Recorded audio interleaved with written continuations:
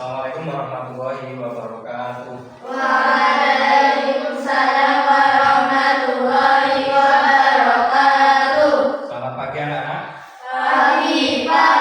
Pagi, semangat. Apa kabarmu hari ini? Alhamdulillah luar biasa.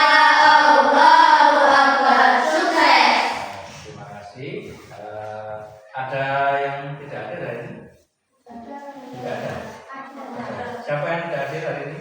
Jadi, Mas Jami. Kenapa Mas Jami? tsunami. Sunat. Oh iya, sunat. Baik, terima kasih. Sebelum mengawali pembelajaran pada pagi hari ini, anak-anak dipimpin berdoa dulu ketua kelasnya, silakan. Siap, gerak.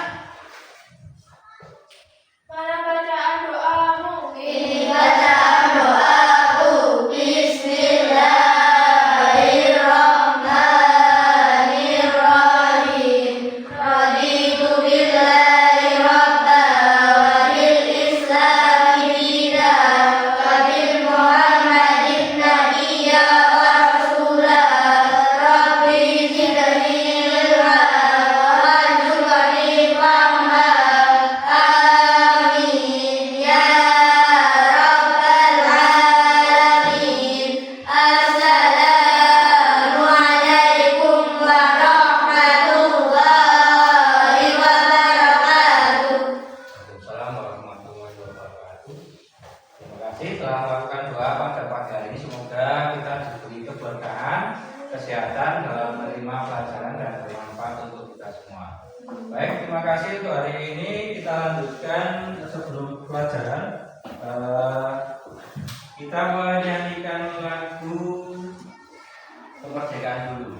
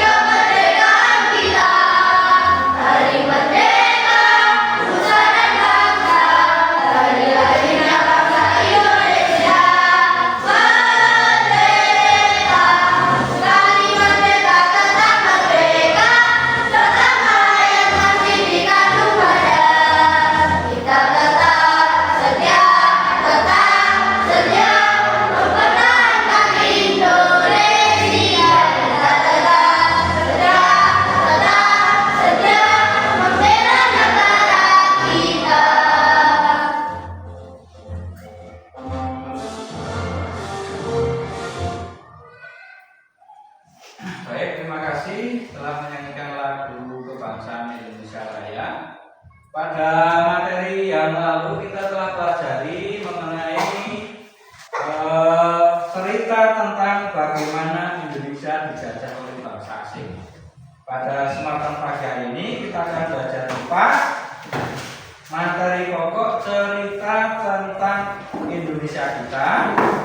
Sub materi kedatangan bangsa-bangsa asing ke Indonesia. Nah, sebelum ke materi pelajaran, perlu diketahui bahwa tujuan pada pagi hari ini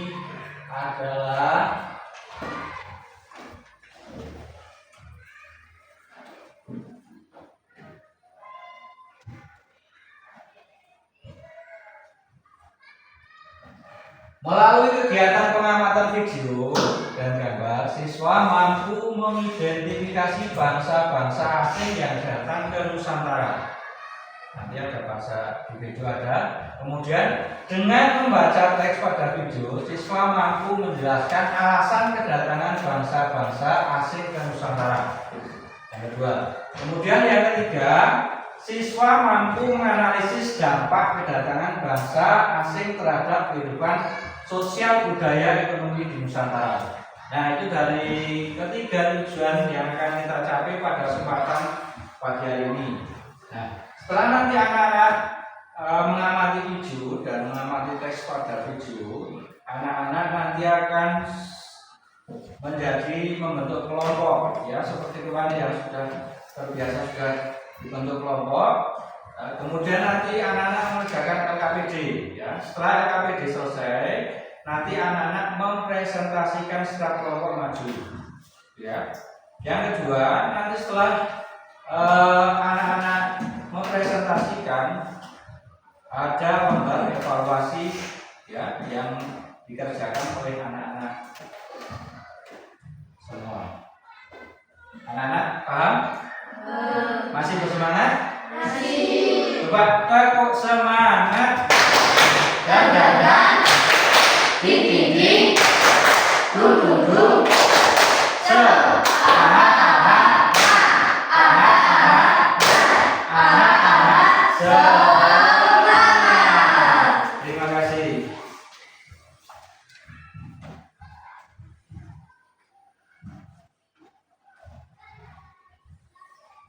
Silakan anak-anak saksikan video berikut. Mulai akhir abad ke-15, bangsa Eropa berusaha melakukan penjelajahan samudera. Bangsa Eropa yang pernah melakukan penjelajahan dan penjajahan di Indonesia dimulai oleh bangsa Portugis. Kapal mereka pertama kali mendarat di Malaka pada tahun 1511. Berikutnya ialah bangsa Spanyol yang mendarat di Tidore, Maluku pada tahun 1521. Kemudian disusul oleh bangsa Inggris dan Belanda. Kapal-kapal Belanda pertama kali mendarat di Pelabuhan Banten pada tahun 1596. Kapal-kapal pendorong penjelajahan samudera. 1. Adanya keinginan mencari kekayaan gold.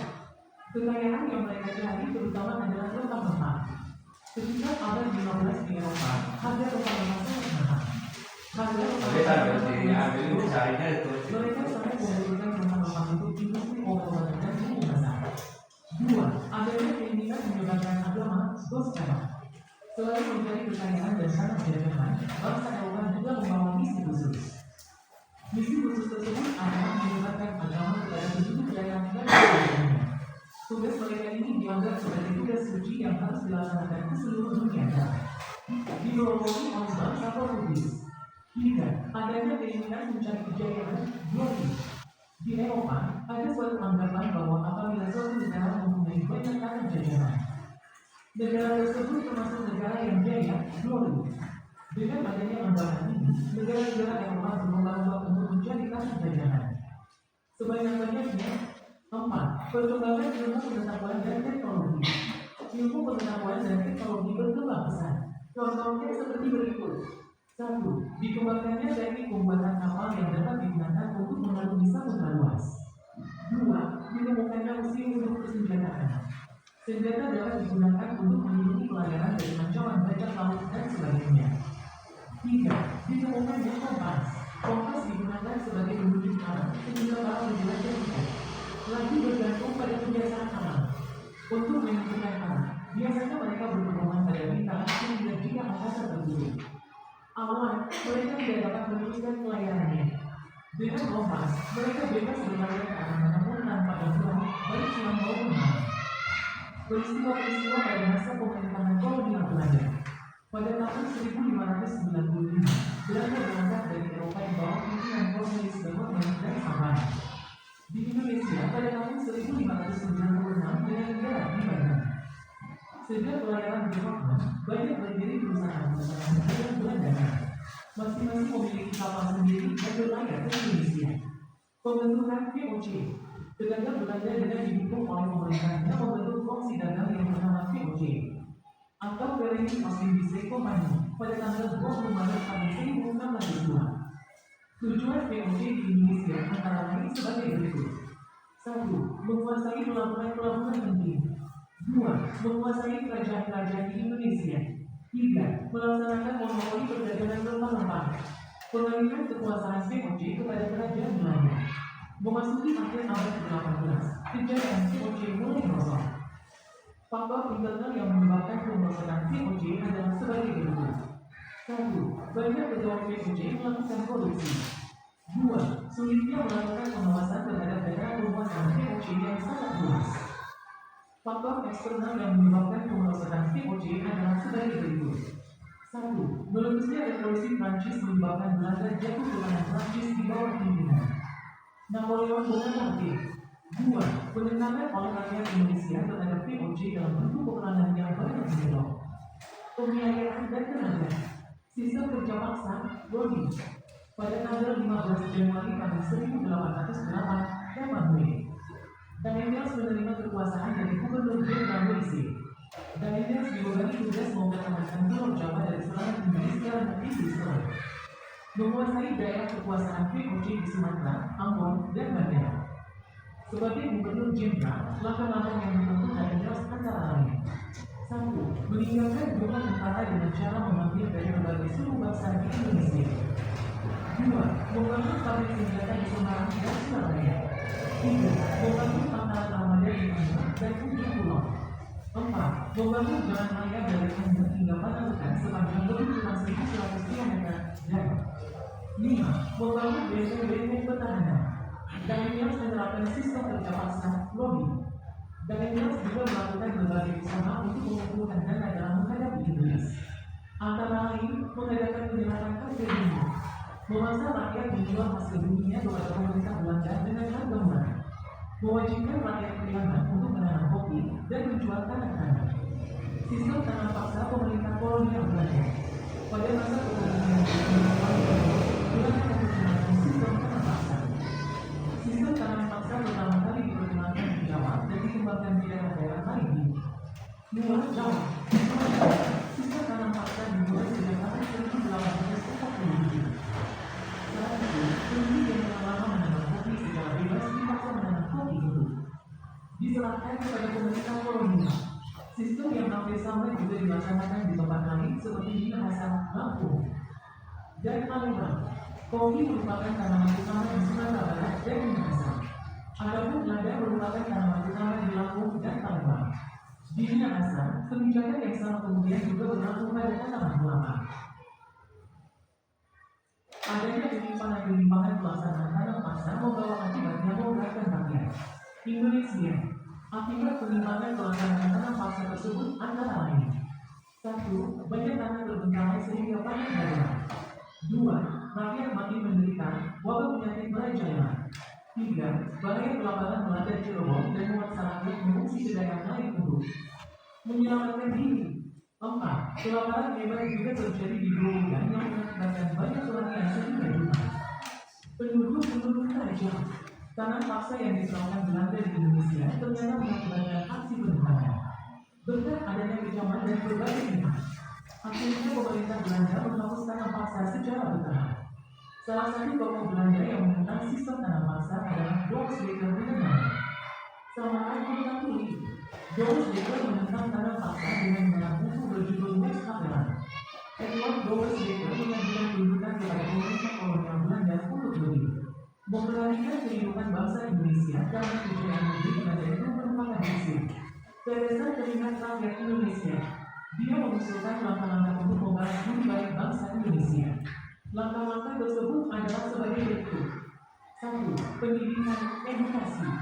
2. Membangun saluran pengairan, irigasi. 3. Memindahkan penduduk dari daerah yang padat ke daerah yang jarang penduduknya, transmigrasi.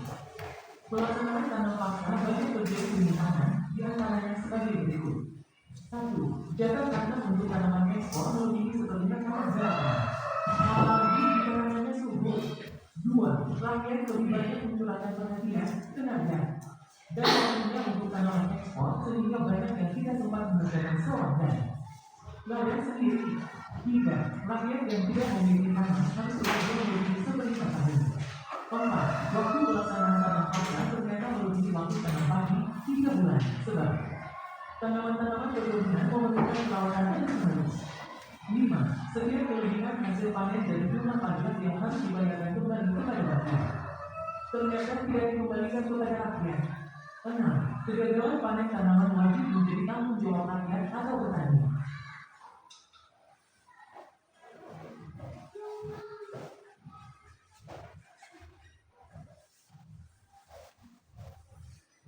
Nah, itulah tadi video yang telah kamu saksikan. Kemudian setelah kamu mempelajari video tadi, mengamati video, nanti kamu akan saya beri lembar kerja peserta didik. Tetapi sebelum saya akan berikan lembar kerja peserta didik, anak-anak untuk kembali ke kelompoknya yang kemarin sudah kita bentuk. Kelompok 1 Ananda Risti, kemudian Ananda Aziza, kemudian Ananda Alifah, kemudian Ananda Alfi, kemudian Ananda Zaki. Kelompok 2 Mas Dimas Dwi, kemudian Mas Gilang, Mas Silva, Mas Dian, Mas Mbak Aurel.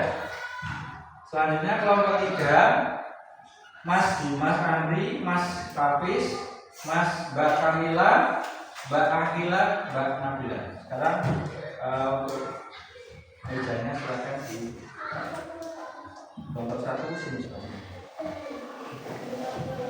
Kelompok 2 sebelah sini. Kelompok 3 sebelah sana. Sudah sah.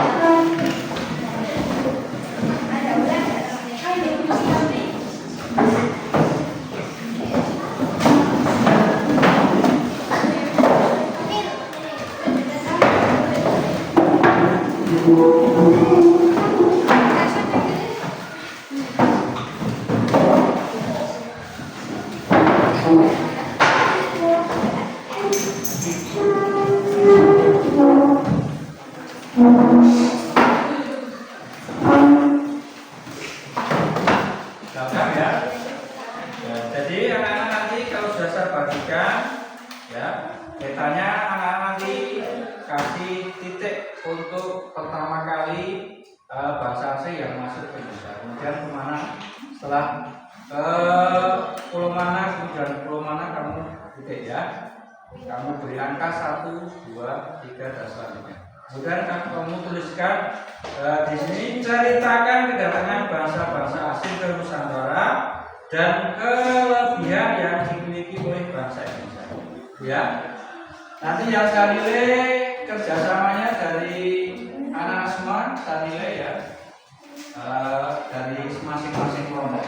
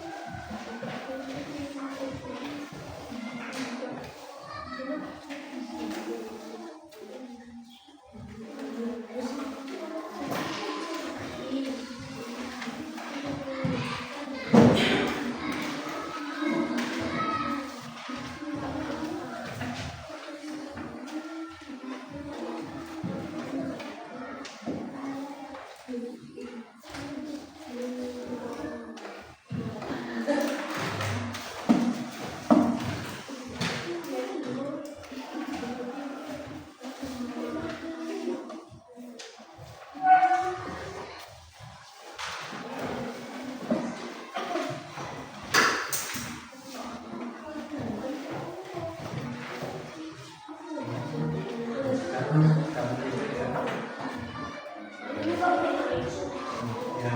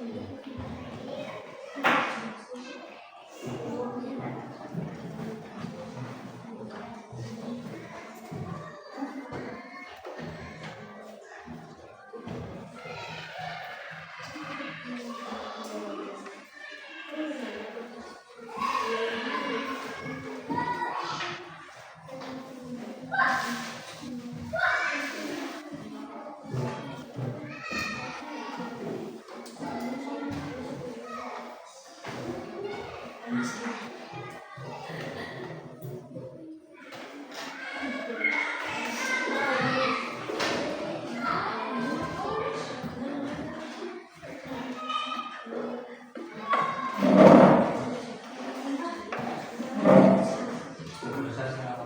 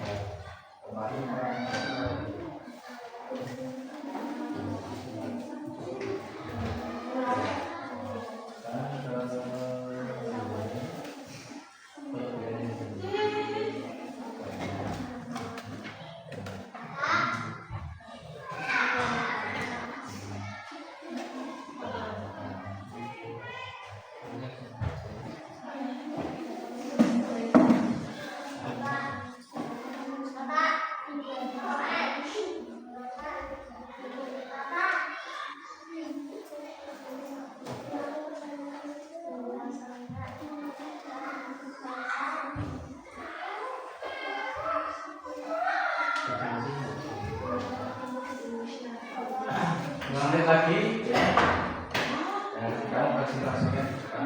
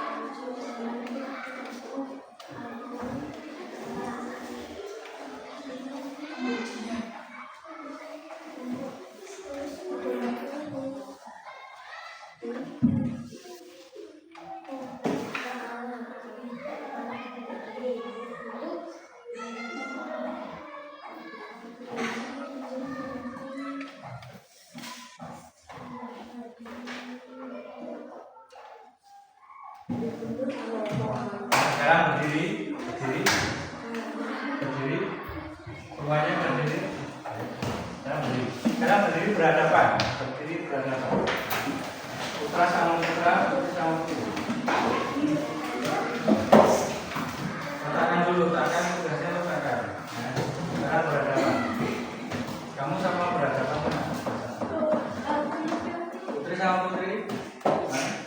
Putra sama putra. Nah, kamu sama aku. Ya? Sana, Mbak. Sana. Satu sana. Sama Mbak Mila.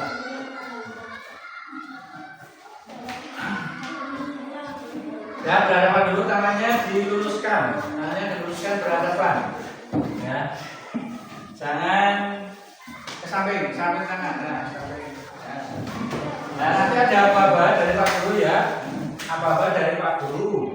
Kalau kamu menjauh, menjauh. Ya, menjauh. Mendekat.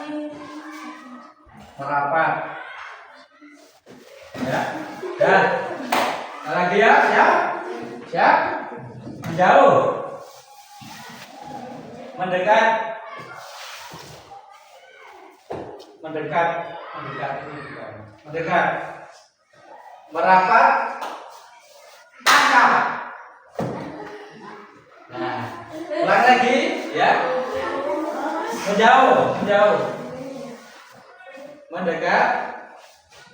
Merapat. Tangkap. Lagi. Menjauh. Mendekat. Merapat. Tangkap. Nah, sekarang gantian. Sekarang gantian. Yang menangkap yang sebelah kiri, yang ditangkap yang sebelah kanan. Menjauh. Menjauh. Mendekat. Merapat. Tangkap. Sekali lagi. Menjauh. Mendekat. Tangkap. Aduh, terima kasih. Ya. Silakan kita lanjutkan dari kelompok 1 ya.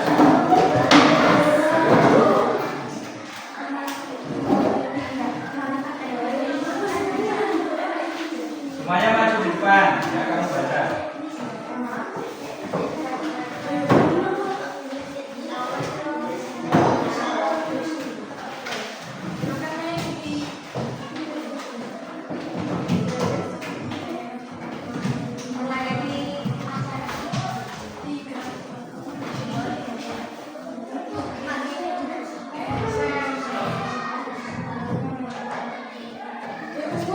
Yuk, perkenalkan. Teman-teman, kamu perhatikan dulu kawan kamu yang ada di sini, ya. Ya. Kami akan mempresentasikan hasil pengamatan kami. Awalnya bersama sedikit data pengalaman untuk berdagang dan berupaya menguasai jalur perdagangan Malaka. Tetapi usaha Portugis mengalami perlawanan dari Malaka. Di tahun 1511, perlawanan Maluku berhasil dipadamkan. Lalu Portugis bekerjasama dengan kerajaan-kerajaan yang ada di Nusantara untuk melakukan perdagangan yang tempat. Akhirnya berhasil sampai di Maluku dan tinggal di Maluku hingga 1 abad. Ya, bagus. Dari kelompok 1 kita kasih hapus. Dari apa tadi yang disampaikan sudah bagus ya. Untuk ditingkatkan lagi lebih mendalam mengenai hasil rempah-rempah itu apa saja yang disebutkan dalam cerita yang narasi yang disampaikan. Terima kasih. Silakan kembali ke kelompoknya.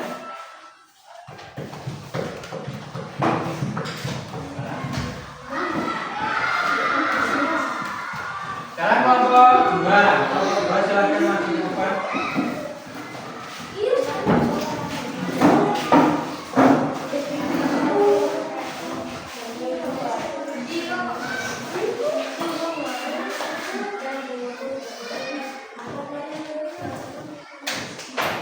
Silakan dipresentasikan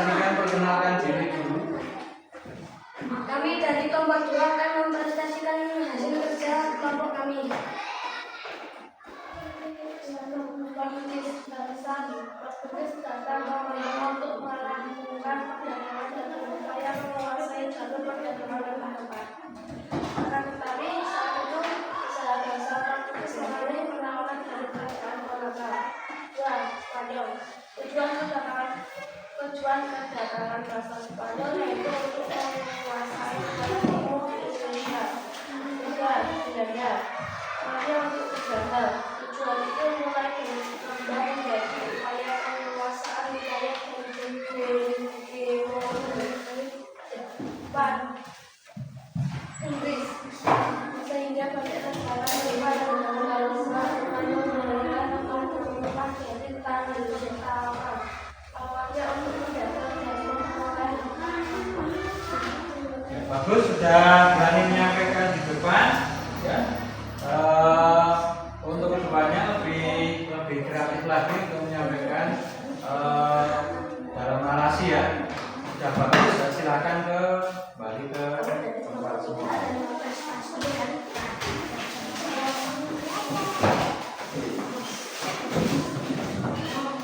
Silakan kelompok 3 untuk maju ke depan.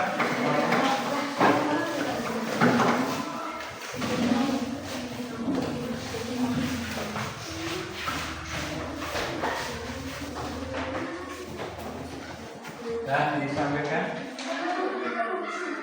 Kami dari kelompok 3 akan mempresentasikan kerja kelompok kami.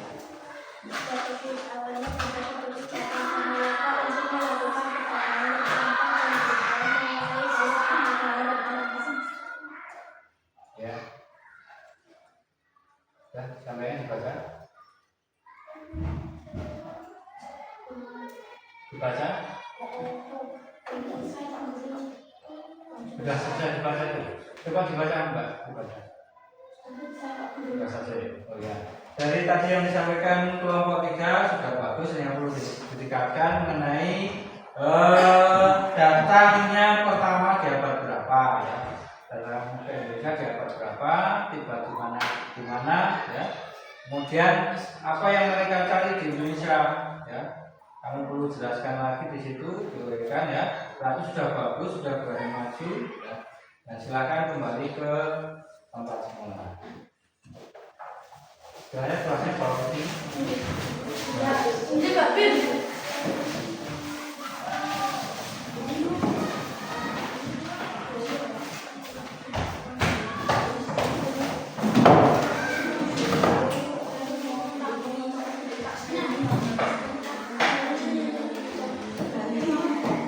Baik, silakan anak-anak kembali ke posisi tadi.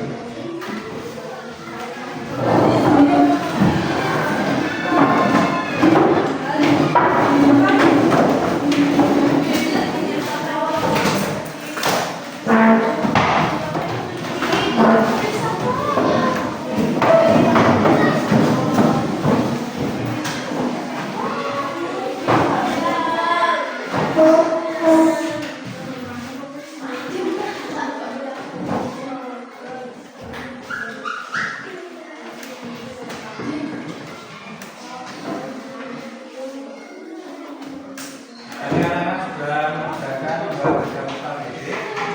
Hari ini Pak Guru akan membagikan lembar penilaian pengetahuan. Anak-anak bisa kerjakan sendiri. Waktunya 10 menit ya. Kemudian nanti Bapak akan mulai untuk penilaian pengetahuan.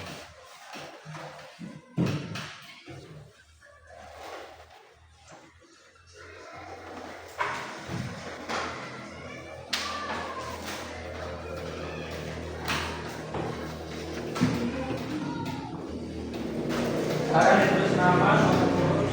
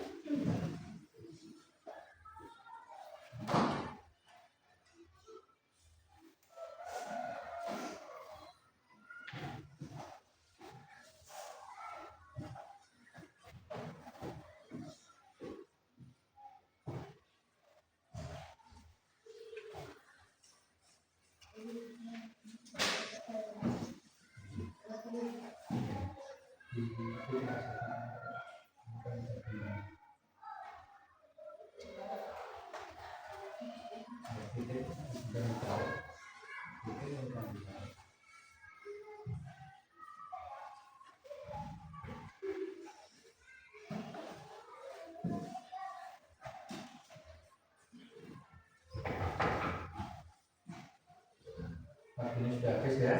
Ya.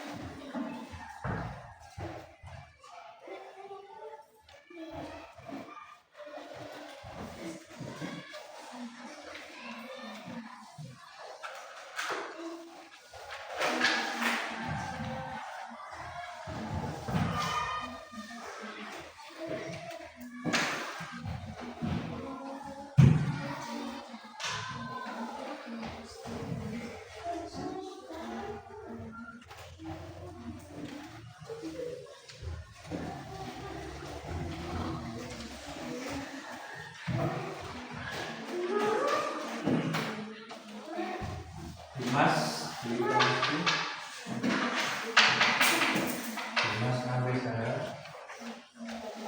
Nabila, Nabila, Asma, Aurel, Abdul Majid, Okadila, Arifat, Kamila,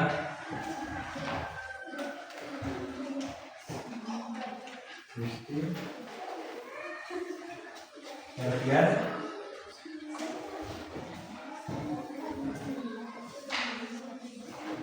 Alfi,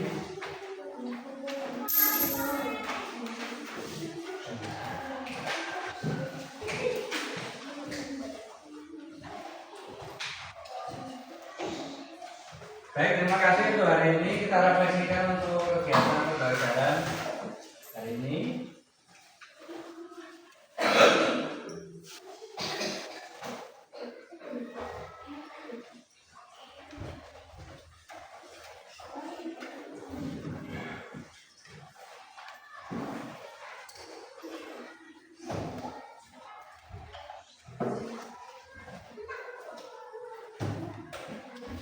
Informasi apa yang kita dapatkan dari cerita kedatangan bangsa asing ke Nusantara? Coba. Informasi apa yang kita dapatkan dari cerita kedatangan bangsa-bangsa asing ke Nusantara?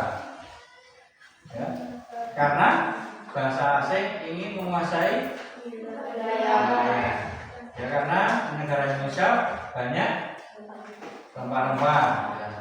Kemudian yang kedua, menurut kalian apa kelebihan yang dimiliki bangsa Indonesia?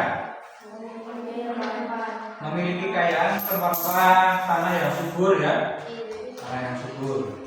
Kemudian apa saja sumber daya Indonesia yang menjadi incaran bangsa Eropa? Rempah-rempah, contohnya apa?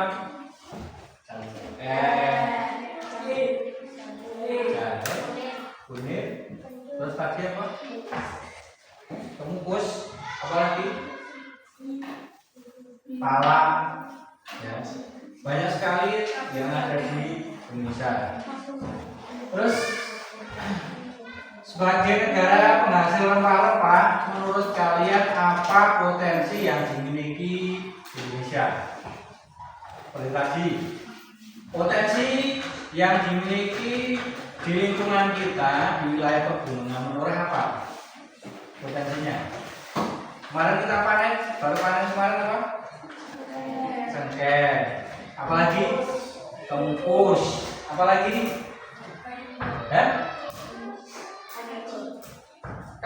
Kapulaga. Baik, terima kasih. Hari ini kita sudah melakukan pembelajaran dari awal sampai akhir. Kemudian untuk pertemuan besok kita akan membahas kekuasaan Belanda di Indonesia. Itu saja dari Pak Guru. Ada kurang lebihnya saya mohon maaf. Silakan anak-anak untuk istirahat. Kurang lebihnya saya mohon maaf. Saya akhiri billahi taufiq wal hidayah. Wassalamualaikum warahmatullahi wabarakatuh.